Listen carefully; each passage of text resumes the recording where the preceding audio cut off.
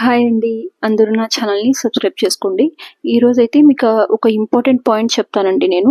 ఇప్పుడు చూడండి, మనము మొక్క అయితే ఇది 8 ఇంచ్ పాట్‌లో ఉండే మొక్క. అంటే మదర్ ప్లాంట్ అండి. చాలా 2 ఇయర్స్ ఓల్డ్ ప్లాంట్ ఇది. సో, ఇప్పుడు చాలా బాగా డెవలప్ అయిపోయింది.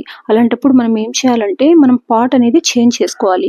ఎందుకు చేంజ్ చేసుకోవాలి అంటే, ఇప్పుడు దీని వేర్లనేటివి మనకు ఎండ్ వరకు వెళ్ళిపోయింటాయండి పాట్‌లో.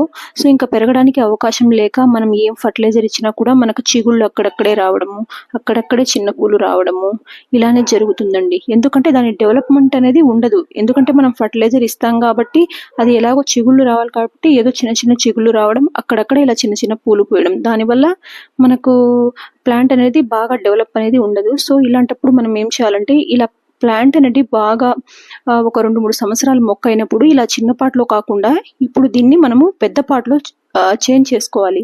ఇలా చేసుకుంటే మీకు మళ్ళీ వేర్లనేది ఫ్రీగా వెళ్ళడం వల్ల మనకు చిగుళ్ళు, పువ్వులనేటివి పెద్ద సైజులో వచ్చి మళ్ళా మంచిగా మొక్క అనేది గుబురుగా తయారై ఎక్కువ పూలనేది పూస్తుందండి. సో, ఇలాంటి పాట్ సెలెక్ట్ చేసుకోవాలి. చూడండి, ఇది 8 ఇంచ్ పాట్ అయితే ఇది 12 ఇంచ్ పాటు. ఇలాంటి పాట్‌లో మళ్ళా సాయిల్ మిక్స్ ప్రిపేర్ చేసుకొని వేసుకున్నారంటే మొక్కని చాలా బాగా వస్తుందండి. మీరు కూడా మీ గార్డెన్‌లో ఇలా